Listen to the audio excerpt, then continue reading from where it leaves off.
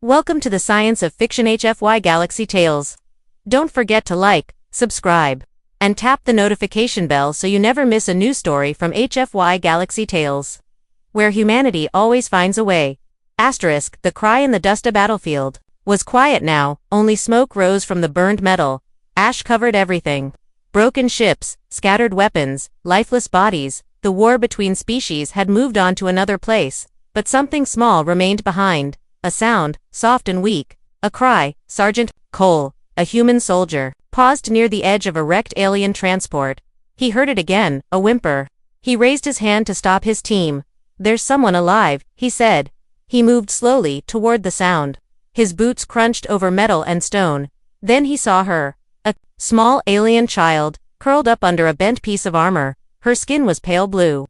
Her eyes wide and glowing with fear. She couldn't be more than 4 years old. She was shaking, covered in dust and blood, but not her own. Cole knelt beside her. He didn't reach out, he didn't speak right away. She stared at him, ready to scream. He slowly placed his weapon on the ground. Then he took off his helmet, and whispered, "It's okay, kid." The girl blinked. Her lips trembled, but she didn't run. She didn't cry again. She just looked at him with big, silent eyes. The other soldiers gathered behind him. One whispered, "She's from the Zalari species. They left her behind." Another said.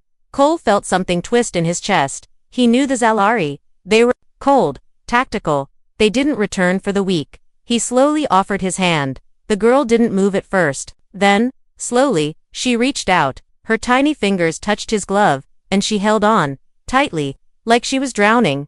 They brought her back to the human field camp. Some officers didn't like it. "She's not our responsibility," one of them said. "She's an alien," another added. "We're still at war with her people," but Cole stood firm. "She's a child," he said. "And she's scared." They tried to scan her for identity, but she had no tag, no name, just a soft bracelet with alien symbols and a broken charm. She didn't speak a word, but she followed Cole everywhere. Wouldn't eat unless he was near. Wouldn't sleep unless she could see him.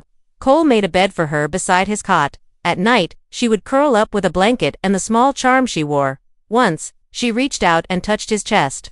Then gently rested her head against him. He stayed still, letting her rest. She fell asleep within seconds. Over the next 2 days, she began to respond to small things. She would point when she was hungry. She would smile when Cole returned from duty.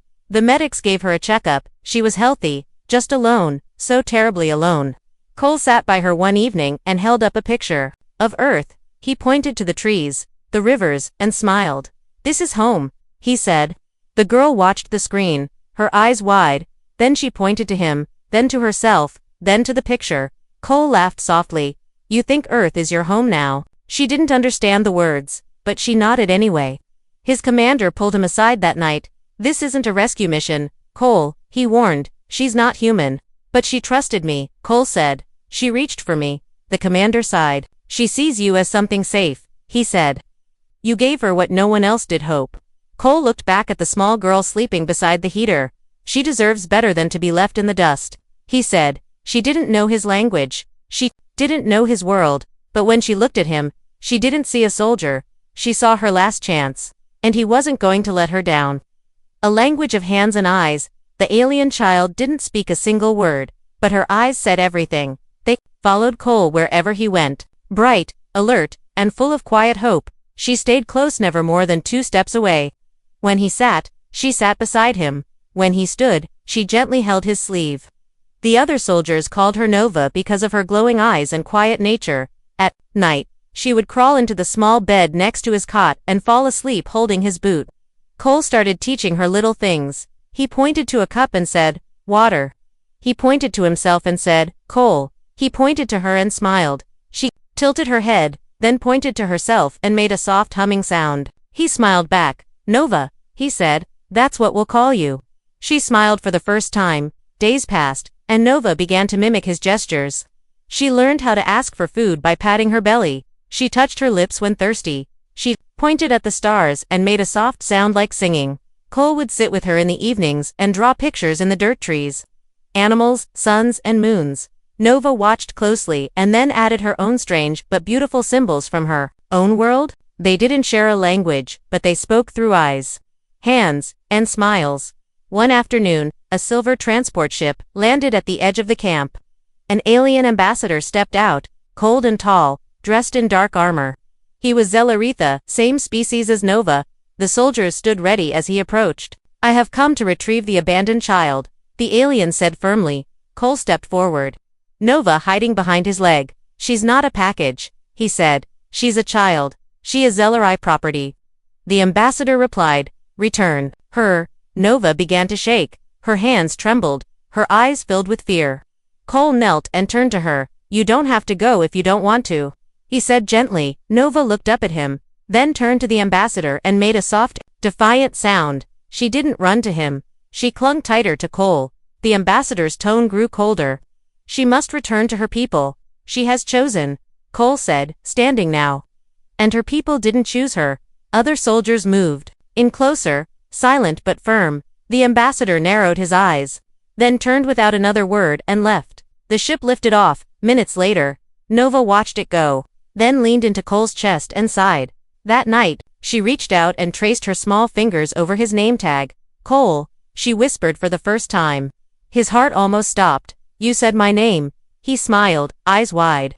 Nova giggled and pointed to herself. He looked at her and nodded. "Nova." She tapped her chest and repeated softly, "Nova." Then she touched his heart and said it again. "Cole." From that night on, the whole camp changed. Nova became part of them.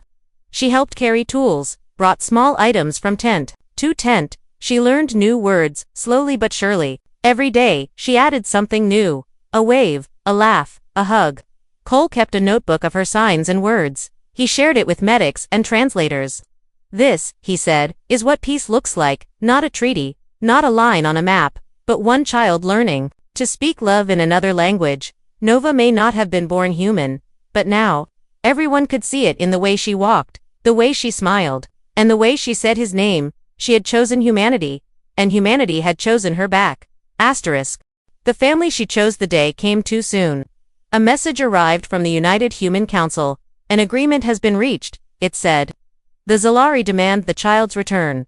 Cole stared at the message in silence. Nova sat beside him, drawing shapes in the dirt with a stick. She didn't know what was coming, but she could feel something was wrong. She looked up at him and touched his hand. "Cole," she asked softly. He didn't answer. That evening, Cole sat with the commander and the council officer on a video call. They said the Zelari had threatened to leave the peace talks unless Nova was handed over. "They abandoned her," Cole argued. "They left her to die." "They say that's not true," the officer replied. "They say she was lost in the chaos." "She doesn't want to go," Cole said. "She's one of us now." The officer looked tired, but firm. "We don't want war again," he said. "You have until morning." Cole walked back to the tent slowly. Nova was asleep, hugging her small blanket, her charms still wrapped around her hand. He sat beside her and brushed her hair gently. "What do I do, Nova?" he whispered. "I don't want to lose you." The next morning, the Zelari shuttle landed at the edge of the camp. This time, more soldiers came with them. The lead alien stepped forward, tall and proud. "We have returned for the girl," he said. "She is our kind." Cole stepped forward, holding Nova in his arms. She was awake now, watching, quiet. The alien diplomat spoke again. "Return the child." Before Cole could answer, Nova slowly climbed down from his arms. She looked up at the alien soldiers, then back at Cole. She reached into her pocket and pulled out a small drawing to stick figures, holding hands under stars. One was tall, the other small. She walked to the alien diplomat and handed it to him. He looked at the paper, confused. Then Nova turned around, walked straight back to Cole, and hugged his leg tightly. "She's made her choice," Cole said. "Let her stay. You would raise one of ours." The diplomat asked. "I already am," Cole answered. There was silence. Then, slowly, the alien nodded once. "We will not come for her again," he said. The soldiers turned and left. As the shuttle lifted off, Nova watched it disappear into the sky. Then she looked up at Cole and smiled. She took his hand, pointed at the clouds, and said, "Not my home." He knelt down, smiled back, and said, "This is your home now." In the weeks that followed, Nova learned more each day. She read simple books, helped with small tasks, even played with other soldiers. She still kept her charm and her drawings close. But her eyes no longer looked lost. She laughed loudly now. She called him Papa when no one else was around. And he never corrected her. One evening, they sat by the campfire as stars filled the sky. Nova leaned against him and asked, "Why did you stay that day?" Cole thought for a moment, then answered, "Because you looked at me like I mattered." She smiled and said, "You looked at me the same." Nova was no longer just a rescued child. She was family. She wasn't born human, but she had been raised by their kindness. And in the end, it wasn't DNA that made her one of them, it was love. It was choice, and it was the promise one human made the day he found a small, scared voice crying in the dust. The end.